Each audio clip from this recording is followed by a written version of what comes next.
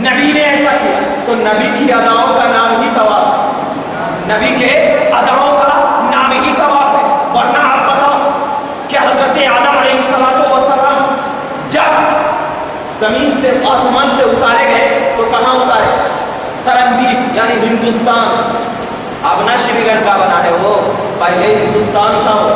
ہندوستان کو یہ مقام حاصل ہے کہ اگر دنیاوی اعتبار سے کوئی پہلا نبی اس زمین پہ آیا ہے تو الحمدللہ خوش ہو کر کہتے ہیں کہ وہ ہندوستان کی سرزمین میں اترا ہے۔ اسی لیے ہم کہتے ہیں کہ میرا ملک سب سے اچھا ہے۔ کیوں؟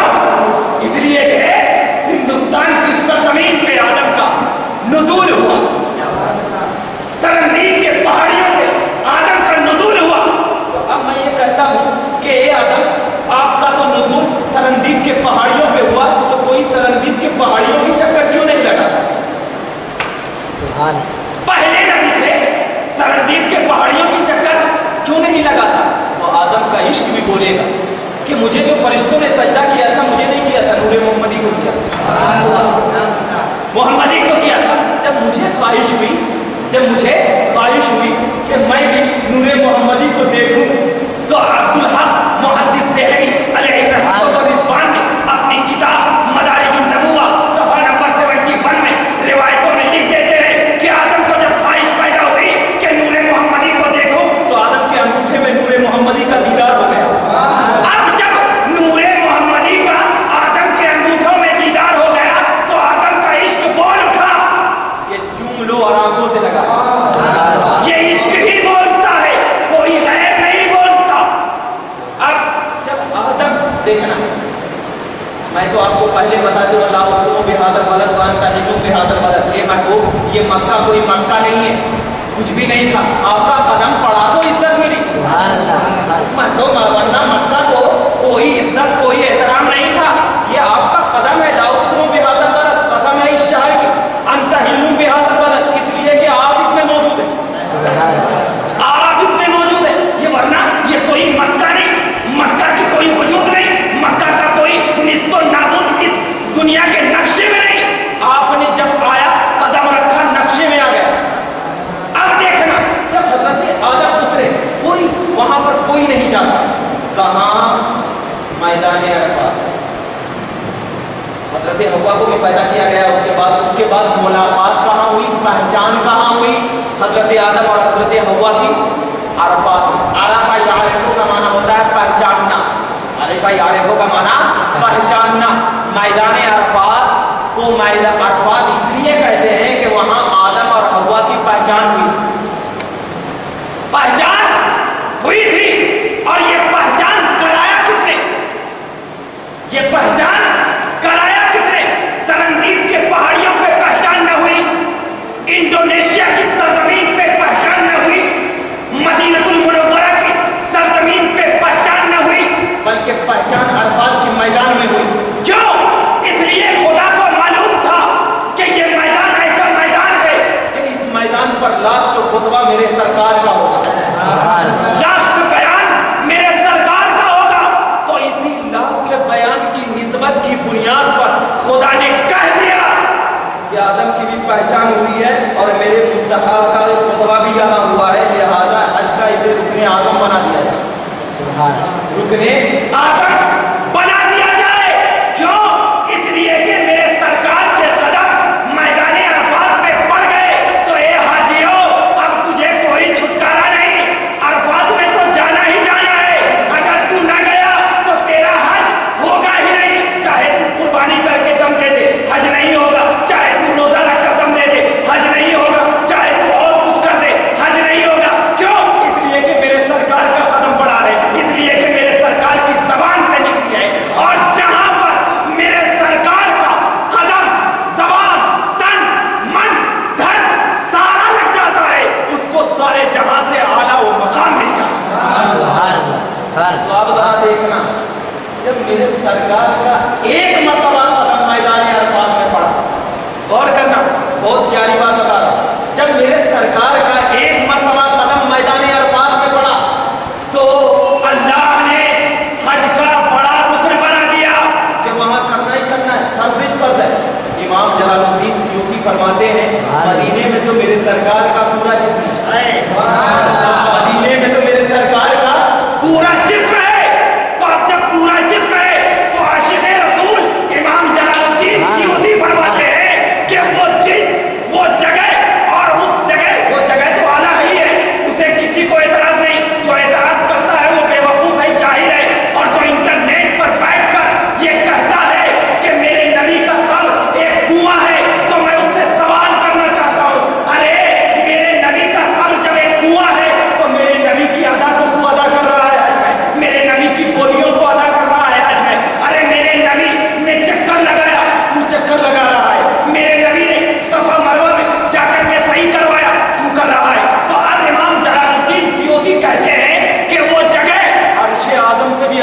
अर्श आज़म से भी अफजल है।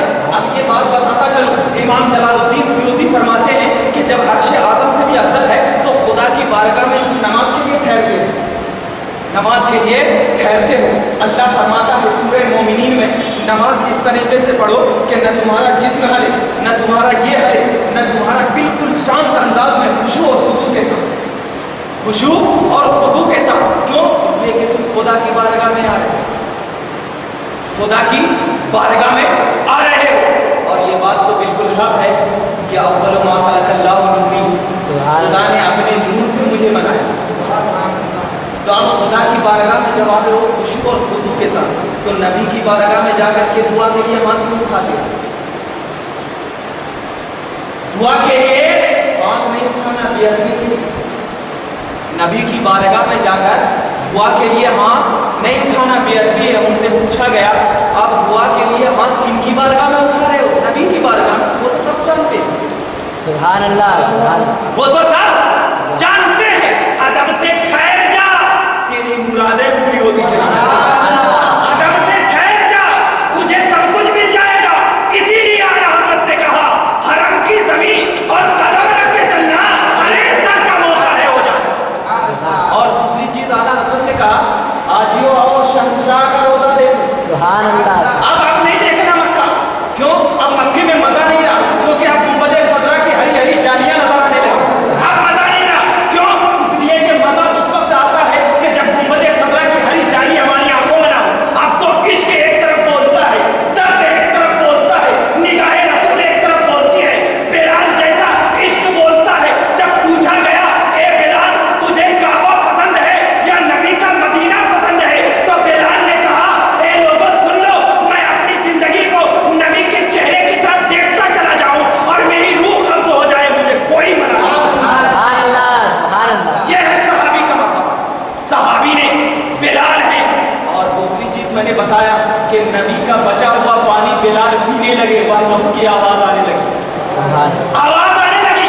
अब जब ये चीज आने लगी, ये हज है और ये अभी तो बोलना बहुत है, लेकिन वक्त इस बात की इजाजत नहीं देता कि बोलना। अभी तो मैं कुर्बानी पे आया ही नहीं हूँ, अभी तो हज ही चल रहा और हज भी नहीं मुकम्मल हुआ। मैं क्या बोलूँ समझ में नहीं आता, लेकिन मैं अब किस्सा मुख्तसर ये बताता चलूँ। जब हजरत इमाम मालिक, एक वाक़या बयान कर देता हूँ, बेहतरीन मुअत्ता इमाम मालिक की वाक़या नहीं हदीस है। पाक पढ़ लीजिए, अल्लाहुम्मा सल्ली अला सय्यिदिना मुहम्मद व अला आलिहि व सहबिहि अफ़्ज़ल सलावातिका व अदद मा या रसूलल्लाह। हदीस पाक में आया हजरत इमाम मालिक रज़ियल्लाहु ताला अन्हु जब मदीनतुल मुनव्वरा की सरजमीन पे गए तो जाने से पहले उन्होंने अपने पूरे जिस्म के कपड़े को खोल लिया और मदीने की जो सरहद है, सरहद, उस सरहद में लौटने लगे। सुभान अल्लाह, सुभान अल्लाह। लौटने लगे। उनके साथियों ने पूछा इमाम मालिक आप क्यों लौट रहे हैं? कहा मैं इसलिए लौट रहा हूँ कि मैंने सुना है कि मदीने की मिट्टी जिस जिस्म से लग जाती है उसे जहन्नम की आग हराम होती है। इमाम मालिक ने अकीदा लिया। अब जो लोग कहते हैं कि खुदा के अलावा कोई जन्नत और जहन्नम नहीं दे सकता, बात बिल्कुल हक है, लेकिन खुदा ने नबी की वजह से मदीने की मिट्टी में ताकत रखी है, नबी की वजह से रखी है। क्यों? इसलिए कि नबी ने कहा था ना कि मुझे दोनों जहां की कुंजी अदा की गई है, बुखारी की हदीस कहा था ना नबी ने। तो अब जब कुंजी अदा की गई है तो जन्नत की भी होगी, जहन्नम की भी होगी। अब जन्नत की कुंजी उसे मिलेगी जो नबी के शहर से मोहब्बत करेगा, और जहन्नम की कुंजी उसे मिलेगी जो नबी के शहर से दुश्मनी करेगा। अकीदा मिल गया। समझ लेना, देख लेना कि दोनों कुंजी है नबी के पास। मोहब्बत कर जन्नत वाली खुलेगी, नफरत कर जहन्नम वाली खुलेगी। अब ये हज है। अब इसी हज जब तवाफ करते हैं, तवाफ के बाद सही सफा बैन सफा वल मरवा करते हैं, हल्क कराते हैं, अरफात जाते हैं, मिना जाते हैं, तमाम चीज़ें जाते हैं। उसके बाद क्या करते हैं? कुर्बानी करते हैं। तवाफ ज़ियारत से पहले कुर्बानी करते हैं। अब ये जो कुर्बानी करते हैं ना, तो दरअसल इस्लाम जो है, इस्लाम ला इलाहा इल्लल्लाह मुहम्मदुर रसूलुल्लाह, जिस शख्स ने ज़बान से ला इलाहा इल्लल्लाह कह दिया और दिल में मुहम्मद रसूलुल्लाह की तस्दीक कर ली, वो पक्का मुसलमान। लेकिन जब मुसलमान हो गया तो इस्लाम का नजरिया यह है कि अपनी सारी चीज़ों को खुदा के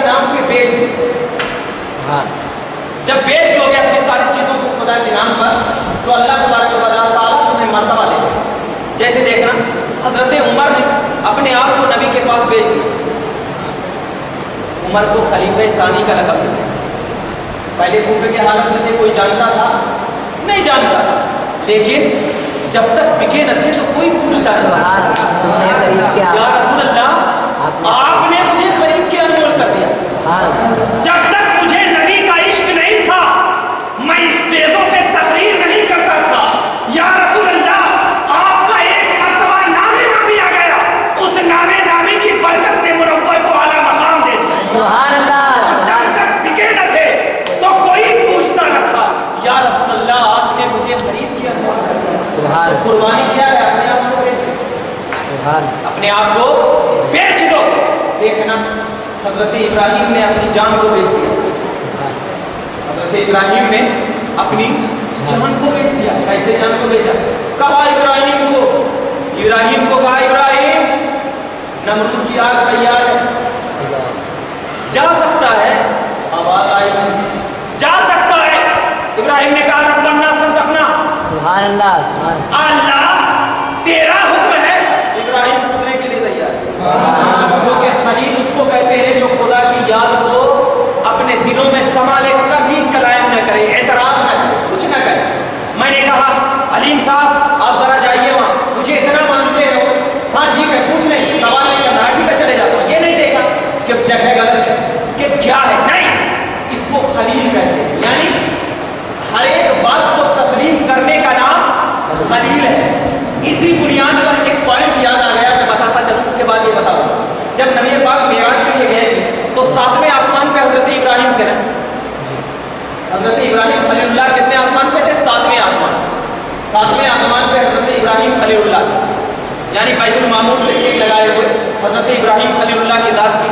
تو جب حضرت نبی پاک صلی اللہ علیہ وسلم خدا کی بارگاہ سے تشریف لے کر آئے 50 نمازوں کو لے کر, تو ادھر سے جب آ رہے تھے تو قریب کون پڑھتے تھے؟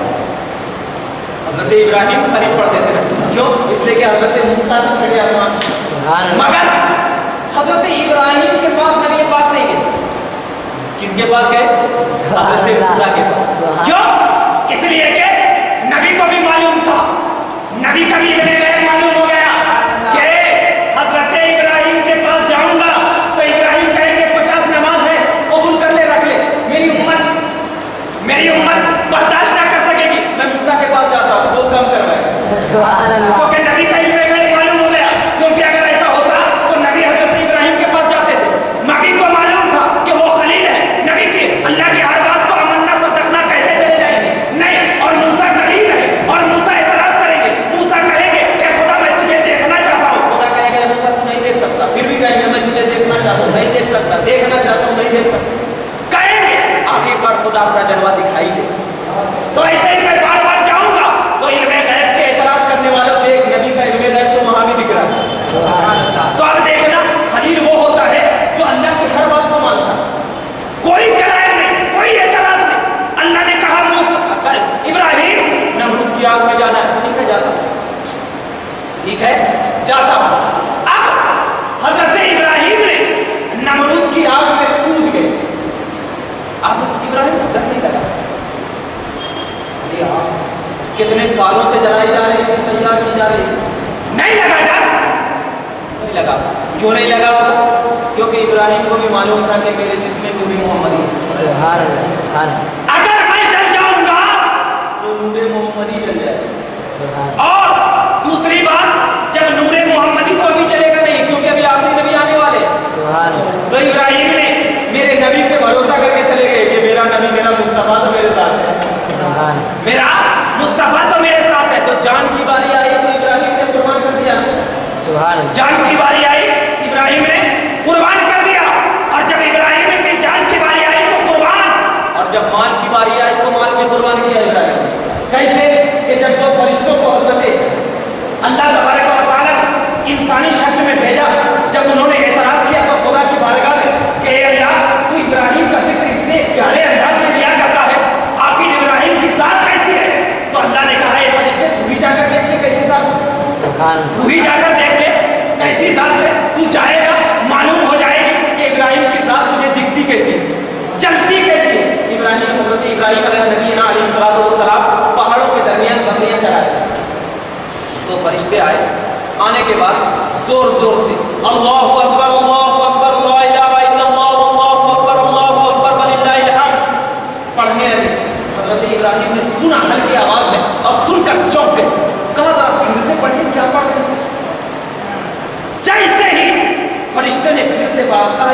बकरियां ले अल्लाह के नाम पे कुर्बान। फरिश्तों ने कहा ये बकरियां क्यों दे रहे? कहा मेरे नजदीक जिक्र इलाही से बढ़कर कोई चीज नहीं है। इब्राहिम एक मरतबा जिक्र इलाही सुन लेता है, इब्राहिम का दिल भर जाता है। अब देखो माल को कुर्बान, इंसान के पास तीन ही चीज रहता है, जान, माल, औलाद। और उस वक्त फरिश्तों से कहा था इब्राहिम, फरिश्ते ये जिक्र है ना, जिक्र ऐसा जिक्र है कि अगर मेरे पास बेटा होता तो मैं उसे भी कुर्बान करता, उसे भी कुर्बान कर देता। तो अब हजरत इब्राहिम के पास जब इस्माइल आए, आवाज आने लगी कि इस्माइल, इब्राहिम अपने फर्जंद को कुर्बान करो। ये नहीं सोचा कि कौन कह रहा है, नबी का काम तो सच्चा होता है, मालूम है खुदा कह रहा है, उनको भी कुर्बान करो। तो अब इस्लाम शुरू से ही कुर्बानी का दर्स देता है। और ये कुर्बानी जब खुदा की बारगाह में पेश किया जाता है तो इब्ने माजा की हदीस से बात कि जब कोई बकरा कोई आदमी काटता समझता तो एक कतरा जब जमीन पे खून गिरता है तो एक कतरे जमीन पर खून गिरने से पहले उस शख्स की कुर्बानी को अल्लाह बारगाह में कबूल कर देता है। और हदीस पाक में आया है कि बकरे के ऊपर जितने बाल हुआ करते हैं, एक एक बाल के बदले में 1000 नेकियां दिया जाता है। और बाज़ लोग हमारे ज़हन दिमाग में ये ख्याल डालते हैं कि औरत कुर्बानी नहीं कर सकती, लेकिन ये बिल्कुल गलत बात है कि औरत की कुर्बानी बकरे का कुर्बानी का जानवर अपने से ज़बह कर सकती है। और ये मुस्लिम शरीफ की हदीस पाक में है, हज़रत आयशा रज़ियल्लाहु ताला अन्हा ने भी कुर्बानी का बकरा ज़बह किया है। तो ये ज़हन और दिमाग में रखें, कुर्बानी का बकरा इंशाअल्लाह औरत भी टाइम इस बात की इजाज़त नहीं देगा, 2-3 मसला बयान करके मैं रुखसत हो जाऊंगा। और एक मसला ये हुआ करता है कि बहुत सारे हमारे भाई में क्या होते हैं, कुर्बानी का बकरा पालते हैं, लेकिन क्या है उनको ज़बह करने से डरते हैं, अरे मैं पाला कैसे ज़बह करूं, तो हम क्या करते हैं, हाथ लगा देते हैं उसे, और हाथ लगा देते हैं यानी चाकू पकड़ लेते हैं, और कसाब भी चाकू पकड़ लेता है। तो आप देखना, जरा ध्यान रखना कि अगर हम हाथ लगा रहे हैं तो हमारा भी बिस्मिल्लाह अल्लाहु अकबर पढ़ना जरूरी है और उस कसाब का बिस्मिल्लाह अल्लाहु अकबर पढ़ना जरूरी है। अगर दोनों में से कोई एक भूल गया बिस्मिल्लाह अल्लाहु अकबर पढ़ना तो अब उस बकरे की कुर्बानी नहीं होगी, वो ज़बह नहीं होगा, वो हराम हो जाएगा। मतलब ये है कि मिसाल के तौर पर मेरा बकरा है और अलीम साहब हाथ लगाए, मैं भी हाथ लगाया, तो अब अलीम साहब को भी बिस्मिल्लाह अल्लाहु अकबर पढ़ना जरूरी है और मुझे भी बिस्मिल्लाह अल्लाहु अकबर पढ़ना है। अगर दोनों में से कोई एक भी नहीं पढ़ा तो अब बकरे की कुर्बानी नहीं होगी, वो ज़बह नहीं होगी। और दूसरी चीज़ ये है कि हमारे तमाम भाई या बहनें, हमारी माँ बहनें जो हैं वो कुर्बानी जो ज़बह करती हैं तो उसका चमड़ा उजरत के तौर पर कस्साब को न दें, क्योंकि अगर आप उजरत के तौर पर अगर अपना चमड़ा कस्साब को दे देंगे तो आपकी कुर्बानी नहीं होगी, आपकी कुर्बानी नहीं होगी। उस चमड़े को सदका करना या अपने लिए इस्तेमाल करना ये होना चाहिए। लिहाजा आप लोग जब कुर्बानी करें तो इंशाअल्लाह जो मदरसा शहाबुल उलूम है और मैं तौहीद सेंटर जो कि एक दूसरे से रब्त है, शहाबुल उलूम और तौहीद सेंटर का एक दूसरे से रब्त है, ताल्लुकात है, और अलीम साहब हैं उनके पास क्या है, बैनर है, रसीद बुक है। तो जो लोग अपने घर में कुर्बानी कर रहे हैं तो बराए मेहरबानी आपकी साल भर खिदमत की जाती है, तो आप कम से कम अपनी तरफ से जो कुर्बानी कर रहे हैं तो आप जो कुर्बानी का चमड़ा ज़्यादा से ज़्यादा आप भी अपने घर के तो दें ही, वो तो देना ही है, वो तो देना, लेकिन आजू बाजू जो आपके दोस्त हैं, ताकि आपकी हक़ानियत का इम्तिहान हो कि आपके लिए जिन लोगों ने साल भर खिदमत किया क्या आप उनके लिए एक दिन खिदमत कर सकते हैं।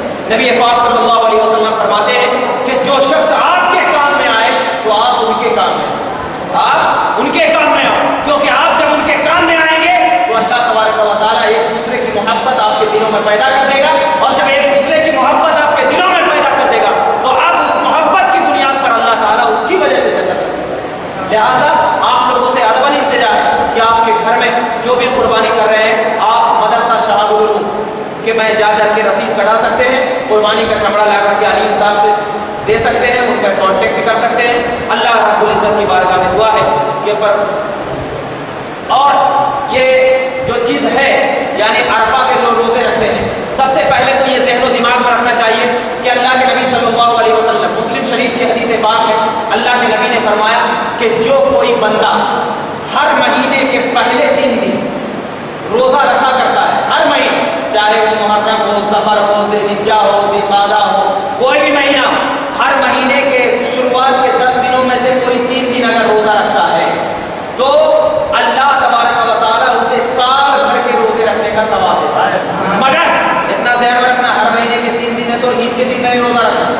عید کے دن جیسے عید ہم قربانی کا عید کا دن ہو یا یہ کیا ہو عید الفطر ہو، ان سب میں روزہ نہیں رکھنا، تو سال بھر روزہ رکھنا، یعنی 10 دن پہلا جو عشرہ ہوا کرتا ہے اس عشرے کے 10 دنوں کے اندر اگر 3 روزہ رکھ لیتا ہے کوئی بھی بندہ تو اللہ تبارک و تعالیٰ اسے سال بھر روزے رکھنے کا ثواب دیا کرتا ہے۔ اور دوسری چیز، جو شخص عرفہ کے روزے رکھا کرتا ہے، باب عشرہ ذی الحجہ، کتاب الصوم باب عشرہ ذی الحجہ، مسلم شریف کی حدیث پاک ہے، اللہ کے رسول فرماتے ہیں کہ جو بندہ مومن عشرہ یہ عرفہ کا روزہ رکھا کرتا ہے تو اللہ تبارک و تعالیٰ اس کے پچھلے سال بھر کے گناہ اور آگے کے سال بھر کے گناہ معاف کر دیتے ہیں۔ لہٰذا آپ تمام ماں بہنوں سے ہمارا التجا ہے کہ آپ لوگ بھی کیا ہے روزے رہیں، انشاءاللہ تبارک و تعالیٰ اگر آپ روزے رکھیں گے تو آپ کے آل و اولاد بھی آپ کو دیکھ کر کے روزے رکھیں گے، اور آپ کے خاندان میں جو آپ کے پڑوسی ہیں وہ بھی آپ کو دیکھ کر کے روزے رکھیں گے۔ اور اللہ کے نبی نے فرمایا کہ جو عبادت جو شخص کر رہا ہے اگر وہ اس کو دیکھ کر کوئی دوسرا شخص بھی عبادت کرے تو اس کو بھی عبادت کرنے کا ثواب اسی شخص کو ملتا ہے جس کی وجہ سے اس نے دیکھ کر کرے۔ تو لہٰذا آپ لوگ انشاءاللہ، مجھے یقین ہے کہ ہماری ماں بہنیں روزے سے رہیں گی، اور انشاءاللہ آپ کے گھروں میں جو چرخ ہوگا آپ توحید سینٹر کو انشاءاللہ عطیہ کریں گے، صدقہ کریں گے، پروردگار عالم کی بارگاہ میں دعا کریں اور صرف ایک روزہ نہ رکھیں، صرف اور اتنا ذہن میں ہے کہ صرف ایک روزہ نہ رکھیں، کیونکہ نبی پاک صلی اللہ علیہ وسلم نے فرمایا کہ ہمارے اور یہودیوں کے روزے کے درمیان فرق یہ ہے کہ یہودی لوگ صرف ایک روزہ رکھا کرتے ہیں اور مسلمان کم سے کم 2 روزہ رکھتے ہیں۔ تو صرف 9 یا صرف 8 کا روزہ نہ رکھیں، بلکہ کیا ہے 2 روزے کم سے کم رکھیں۔ اگر آپ ابھی نہ رکھ سک رہے ہو تو آپ کیا ہے 9 کا روزہ رکھیں، پھر کیا ہے ایک دن 10 کا روزہ نہ رکھ کر کے دوسرے دن آپ 11 کا روزہ رکھ سکتے ہیں۔ اس طریقے سے آپ روزہ رکھیں، انشاءاللہ تبارک و تعالیٰ